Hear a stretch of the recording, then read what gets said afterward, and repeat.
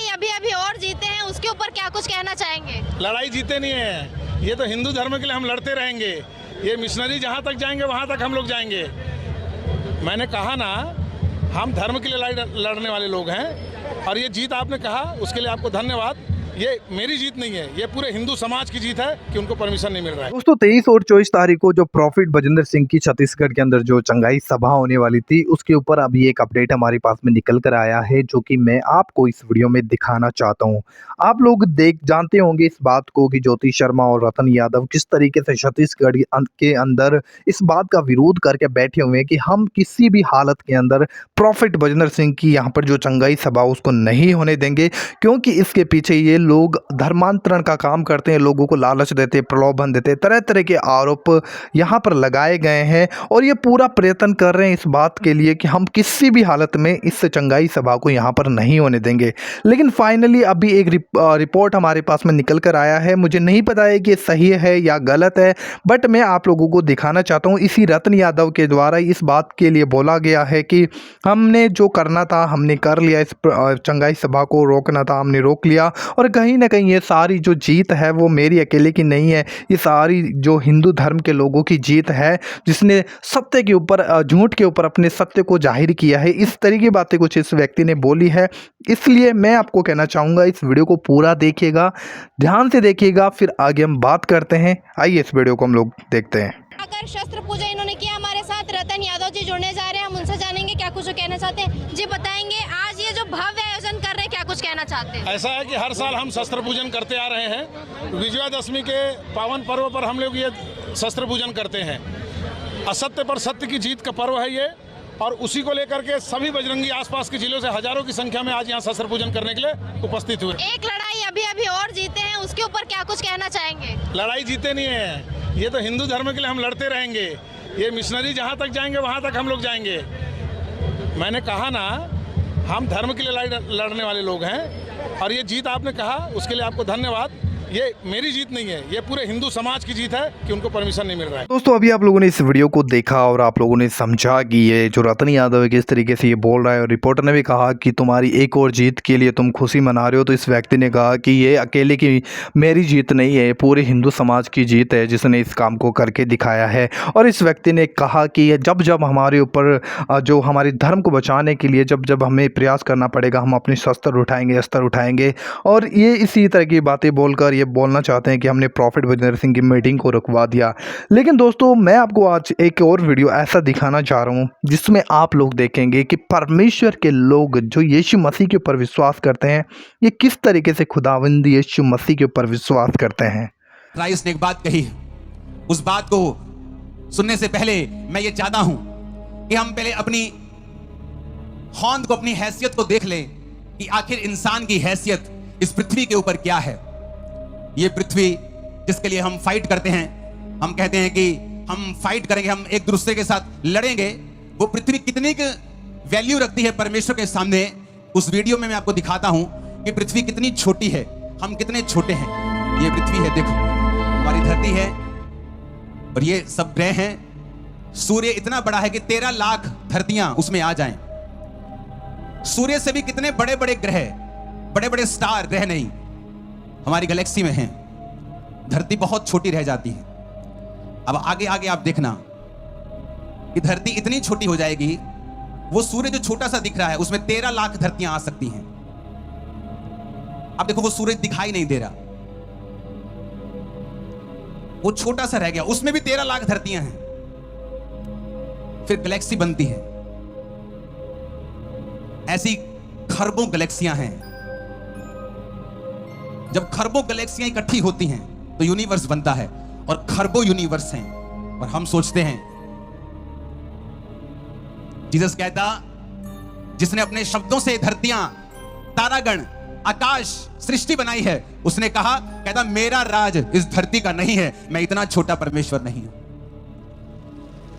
कहता मैं इतना छोटा नहीं हूं कि वो धरती दिखाओ उसको, वो सूर्य जिसमें 13 लाख धरतियां आ जाए, जो आप सुबह देखते हो 13 लाख धरतियां सूरज में समा जाए, इतना बड़ा है वो। और जब गैलेक्सी, जब आप सिर्फ गैलेक्सी में देखोगे तो सूर्य दिखाई भी नहीं देगा, और खरबों खरबों गैलेक्सियां हैं, उन गैलेक्सी को मिला के यूनिवर्स बनता है और खरबों यूनिवर्स हैं। और आप कहते हो ये धरती, जीसस ने कहा मेरा राज यहां का नहीं, मेरा राज वहां का है। अगर मेरा राज यहां का होता तो जब मीटिंगों को रोका जाता तो मेरे लोग लड़ते। अगर मेरा राज यहां का होता तो जब यीशु मसीह के नाम को लोग धप्पा देने की कोशिश करते हैं तो उनके लोग लड़ते। इसलिए मैं कहता हूं विरोधियों को जो बोलते हैं कि पंजाब में कन्वर्जन चल रहा है, उनको कुछ कहने की जरूरत नहीं, क्योंकि मैं भी उन्हीं विरोधियों में से एक था। मेरे दादाजी इनकम टैक्स के ऑफिसर थे। जब उनको कैंसर हुआ, बोन का, हड्डियों का कैंसर हुआ, जब जलंधर के बड़े बड़े डॉक्टर्स के पास वो गए और किसी ने बताया कि एक सिस्टर यहां पे है, क्रिश्चियन सिस्टर, जब वो प्रार्थना करेगी तुम्हारे दादाजी ठीक हो जाएंगे। लेकिन मुझसे नहीं बात हुई, मेरे मम्मी पापा से होती थी। तो वो जब प्रार्थना कराने के लिए उनके घर में जाते थे और जब वो सिस्टर मेरे घर में आती थी तो मैं बोलता कि हम हिंदू सिखों में से हैं, मैं खत्री परिवार से हूं, अगर ये दोबारा क्रिश्चियन लोग हमारे घर में आए तो मैं इनको गालियां निकालूंगा, इनको मारूंगा, इनको पीटूंगा, क्योंकि ये अंग्रेज लोग अपना धर्म यहां पे छोड़ गए। इसलिए मैं कहता हूं कि विरोधियों का विरोध मत करो। अगर मेरा भी विरोध करते क्रिश्चियन लोग तो मैं आज यहां पे ना होता। जब मेरा विरोध हुआ वो मेरे घर में वापस नहीं आए। मुझे मेंटली अपसेट के अटैक होने शुरू हुए, सुसाइड करने की तरफ जब मैं चल पड़ा, सब जगह जाके देखा, न्यूरोलॉजिस्ट के पास, दिमाग के डॉक्टर्स के पास, मैं खुद पढ़ा लिखा इंजीनियर था, मेरी फैमिली में बहुत सारे डॉक्टर हैं, कहीं भी इलाज जब नहीं हुआ, जिस दिन सुसाइड करना था ओवरडोज लेके, भांग खा के, बहुत सारे नशे में करने लगा था। उस दिन एक हिंदू व्यक्ति जो उस चर्च का मेंबर था, उस बहन ने कहा परमेश्वर का आत्मा मुझसे कह रहा है उस घर में दोबारा जाओ। मेरे पापा का नाम जीवन है तो कहते जीवन के घर में जाओ, और उस घर में प्रभु मुझे कह रहा है कि वहां कोई रूह है जो प्रभु से बचाना चाहता है। वो बोला, परिवार बोला, कहते नहीं जी उस घर में हम नहीं जाएंगे, वहां उनका लड़का है एक बड़ा कट्टर हिंदू टाइप का, वो नहीं मानता, वो कहता अगर आए तो हम गालियां निकालेंगे, हम नहीं जाना चाहते। वो सिस्टर बोली नहीं तुम मेरी बात मानो, जाओ उस घर में प्रभु का आत्मा कह रहा है। वो मेरे घर में आए, मैं घर में नहीं था। जब मेरे घर में मेरे बेडरूम में बैठे तो मैं नशा करके जब आ रहा था वापस अपने घर में, और मैंने अपना रूम जब खोला तो मेरे रूम के सामने वो बैठे थे। उसमें मेरा घमंड टूट चुका था, बीमारी के साथ मैं खत्म हो चुका था। अपने घर के अंदर गया, कुछ नहीं बोला, उन्होंने मुझे बाइबल दी और कहा कि प्रभु यीशु मसीह किसी धर्म या जात को बनाने के लिए नहीं आए।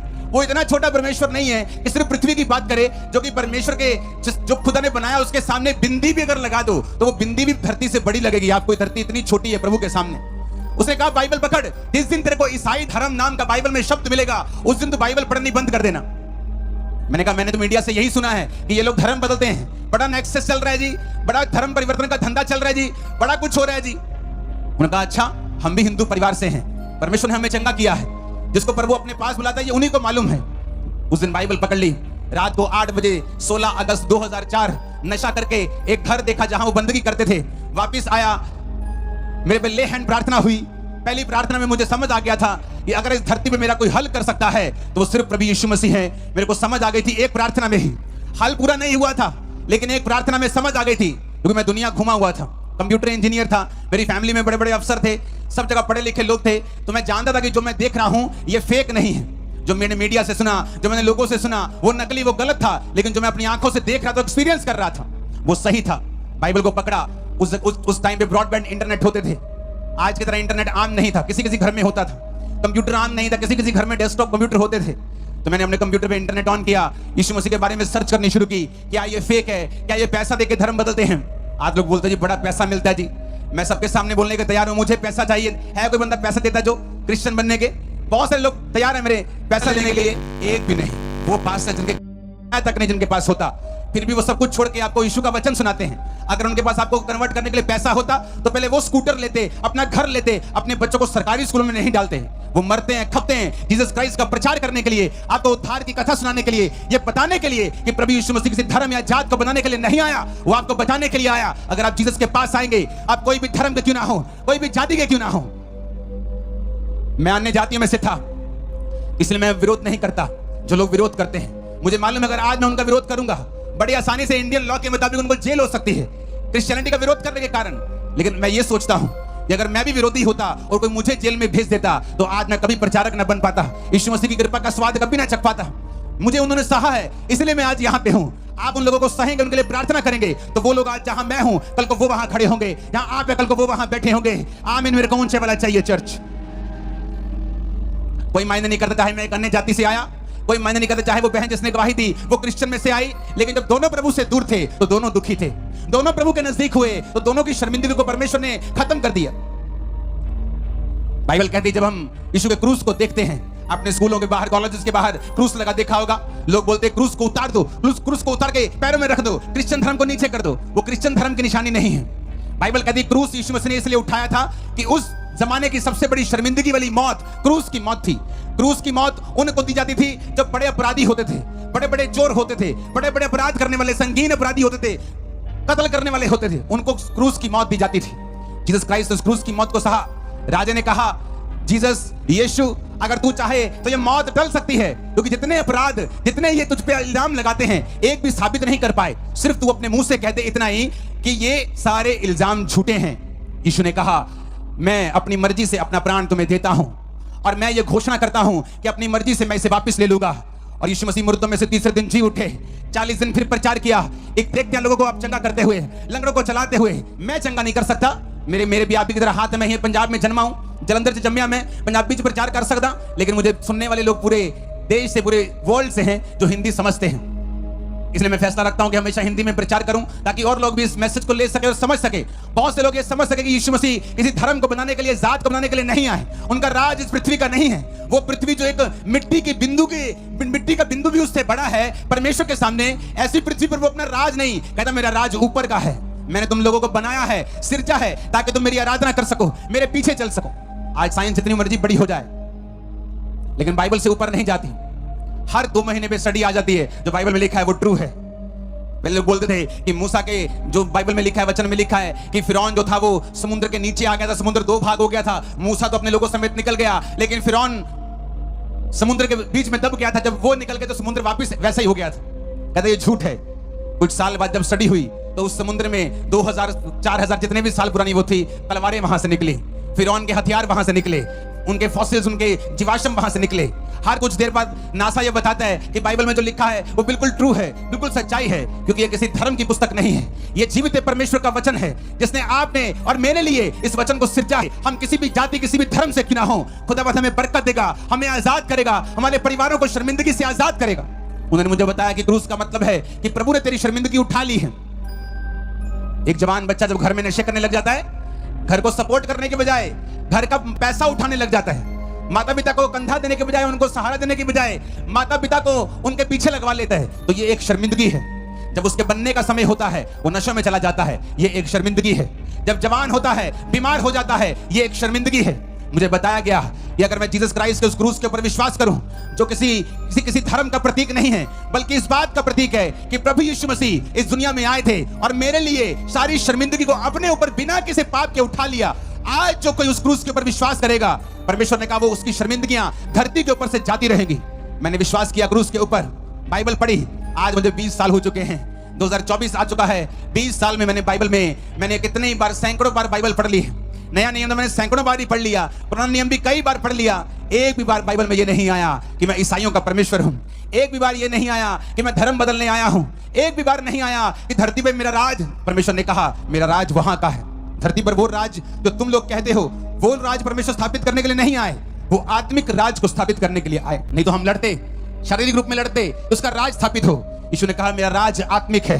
तुम सब लोग मेरे धर्म और राज का पीछा करो, तुम सब लोग बाइबल का पीछा करो, तुम सब लोग वचन को सुनो, तो देखो अन्य जातियां जिन वस्तुओं की खोज में रहती हैं, क्या खाएंगे, क्या पिएंगे, क्या पहनेंगे, परमेश्वर ने कहा ये सब वस्तुएं तुम्हें पीछे पड़ के मिल जाएंगी। तो देखा आप लोगों ने इस वीडियो के अंदर, जिस परमेश्वर ने धरती और आकाश को, सब कुछ, सारी चीजों को बनाया, उस इंसान की, जो इंसान खुदा से भिड़ने के लिए तैयार है, क्या उस इंसान की कोई औकात है उस खुदा के सामने? कोई भी वैल्यू नहीं रखता इंसान। जब इस पृथ्वी का, इस ब्रह्मांड की तुलना एक इंसान के साथ की जाए तो एक इंसान एक मिट्टी के कण के समान भी नहीं है इस ब्रह्मांड के अंदर। फिर भी मैं आप लोगों को कहना चाहता हूँ कि प्रभु यीशु मसीह ने अपने आपको और मुझे बचाने के लिए क्रूस के ऊपर बलिदान दिया। क्यों? क्योंकि वो परमेश्वर, वो नहीं देखता कि आप और मैं क्या है, वो देखता है कि हम उसके बेटे और बेटियाँ हैं, और वो अपने प्राण उसने दे दिए क्रूस के ऊपर आकर, वो हमारे लिए बलिदान हो गया। इतना प्यार परमेश्वर आपसे और मुझसे करता है। वो हर दिन चाहता है कि हम अपने जीवन को उसे दें। इस संसार के लड़ाई झगड़े और क्लेश से निकलकर, धर्म और जात की बातों से निकलकर हम सच्चे ईश्वर की ओर आएँ, तभी हम सत्य को जान सकेंगे। क्योंकि सत्य ही आपको छुड़ा सकता है, सत्य ही आपको आज़ाद कर सकता है। बिना सच्चाई के आप आज़ाद नहीं हो सकते। तो इस वीडियो में दोस्तों आशा करता हूँ कि आप लोगों ने ज़रूर देखा कि किस तरीके से ये लोग कर रहे थे, लेकिन परमेश्वर का प्रेम क्या है वो आप लोगों को ज़रूर देखने को मिला होगा। आज की इस वीडियो में इतना ही दोस्तों। आशा करता हूँ आप लोगों को ज़रूर ये वीडियो अच्छा लगा होगा। इस वीडियो को ज़्यादा से ज़्यादा शेयर कीजिएगा, हमारे चैनल को सब्सक्राइब कीजिएगा। प्रभु आप सभी को बहुत आशीष दे। ज़रूर सब्सक्राइब कीजिएगा। प्रभु आपको आशीष दे।